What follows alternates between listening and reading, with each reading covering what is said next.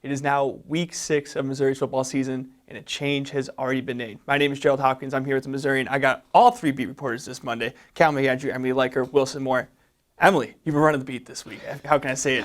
You had the scoop about defensive coach Gerald Franklin no longer being on Missouri's staff. He was fired this Sunday. You were first reported. Can you just break down what happened? Give me a little bit of a timeline of your process to break this story.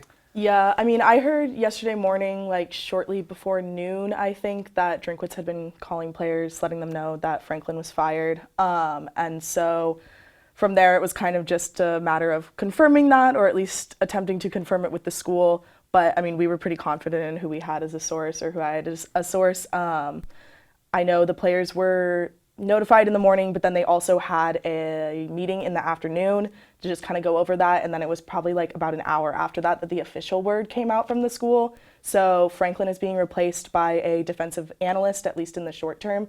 That analyst is Alfred Davis. Al Davis is what he goes by. He was I believe, defensive tackles coach at Illinois, and then he also coached defensive line and was a co-head coach at Hutchinson Community College in Kansas. So he's a decently experienced dude, and obviously he's been helping out this season already. So that's who will be stepping in to replace Franklin for the remainder of the season, it seems like. Absolutely, and this comes after Missouri ranked now last in rushing defense. They get up 370 rushing yards per game, and against Tennessee, 458 yards on the ground, 683 yards in total. Emily, you also had the gamer, and I'm going to kind of combine your 2 pieces of work because, Emily, you recapped this 62-24 loss. Wilson, you said in that article, they're dominating almost every facet of the game. So I want to start, Wilson. I have one question. I want all you guys to chime in, please. What surprised you most about this game? What surprised me most? I would say the offense, because we were expecting this to a certain extent from the defense. They haven't been able to stop the run all season. There was really no reason to expect that to change. Tyon Evans before this game said, we're going to have some fun. We knew Tennessee was going to run the ball.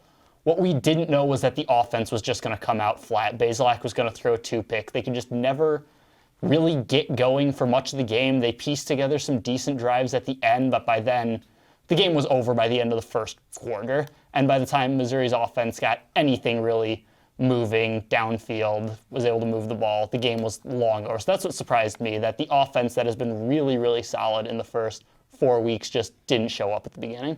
Emily, what surprised you the most about this game where Missouri was favored by 3, and as you look at the score, nowhere near?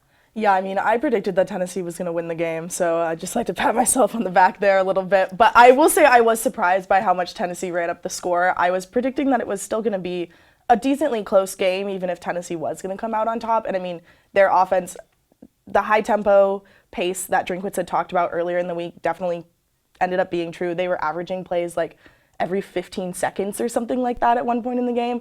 So it was absolutely wild kind of watching them operate at that pace and just seeing Missouri's defense continually get crushed by it. So. And last but not least, Callum, what surprised you about this game? I feel a little silly about being surprised about this, but it was the run defense.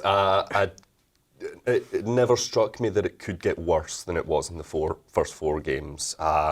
And boy, oh boy, it did. I mean, they were just brutal. I mean, Tennessee had the ball for 3 minutes and 24 seconds when they'd scored 4 touchdowns. I mean, it was just atrocious. I mean, unbelievably bad, and it took me by surprise, even though, like Wilson said, I mean, we shouldn't have been surprised about it. They were awful for the first 4 games, but just how bad it was and the consequences thereafter, that caught me off guard a little. I think this is the first time that there hasn't been like a reasonable explanation beyond just Missouri's defense for getting gashed in the run game so much. Like Tennessee, Boston College are 2 teams with really good offensive lines, really good running backs.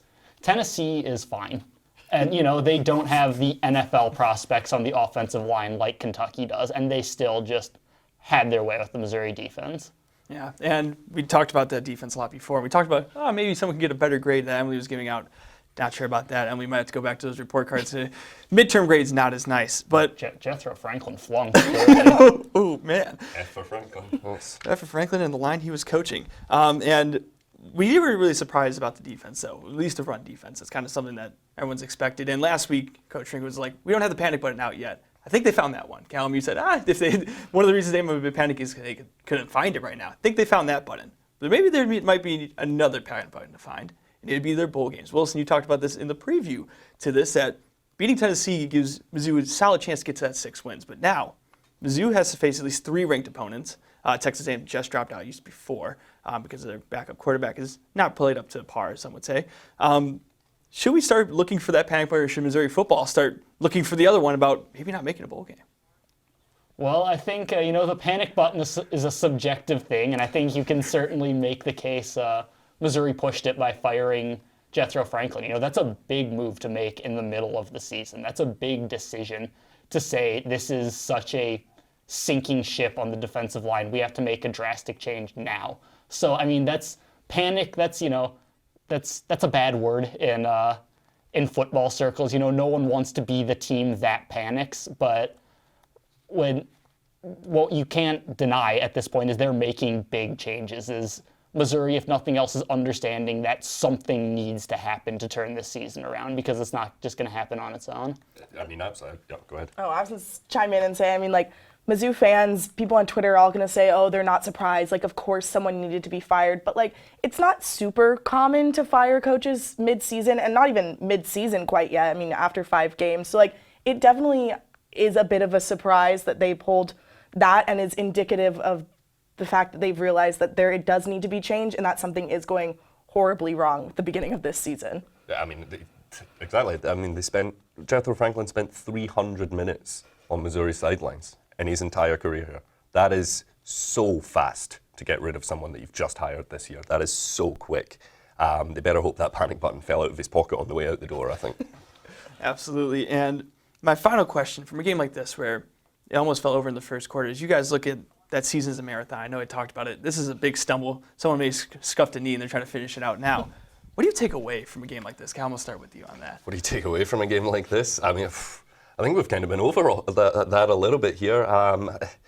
What can you take away from this? Suddenly their season's in disarray. There's been no consistency well, there has been consistency, but no good consistency up till this point. The offense looked flat for the first time. They've got what should be a gimme game against North Texas, and suddenly that's not a gimme game anymore, because who knows what's going on now? Who really knows where everything stands? I think they still will beat North Texas. But what can we take away from this game? Let's find out this weekend.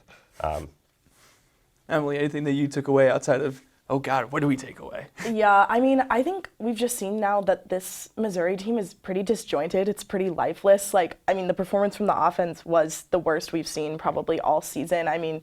Bazelak threw another 2 interceptions, so he now has 4 in the span of 2 games, which is obviously concerning. I think some people might be going a little too far in calling for some of those backups to come in, but that's definitely a concerning factor. And I don't feel like we see a lot out of them in terms of wanting to turn it around. I don't know. I feel like there's been a very interesting dynamic coming from the players, even in post-game stuff. It just doesn't seem like some of the energy and some of the motivation that should have come from a loss like that was necessarily there. Absolutely. And Wilson, anything else that you can add on that you took away from this interesting game, to say the least? Yeah, I don't know what you can take away. I know we've been over that, but that's just, we don't know what Missouri looks like. This was not the same team that played in any of the same 4 games. Some of the very bad elements were there, but we have just seen so many different iterations of Missouri. We haven't seen them able to stop the run, but we've seen a really good offense from Missouri. We've seen good pass defense from Missouri. We haven't seen them put it really all together into one game, and we didn't see any of it last week. So I think just going forward, we don't know who this Missouri team is or who they will be 2-3 weeks from now. Absolutely. And Wilson, one thing you said right after the game is there's a lot to unpack here. And I think this week's going to be a good one for that. Wilson, when you start unpacking all the clutter of Mizzou football, where can they find it? ColumbiaMissourian.com or my Twitter @WillSmore_. Emily, for all the scoops, where can they find you? @EMLiker on Twitter. And for all these Celtic jokes. All the Celtic jokes. Where can we find you? Which there will be many. @C_McAndrew95. You can find this video and a lot of the other coverage coming up for Missouri's homecoming week. They lit the dome on Sunday, but it wasn't for a Missouri win. We'll talk to you guys next time.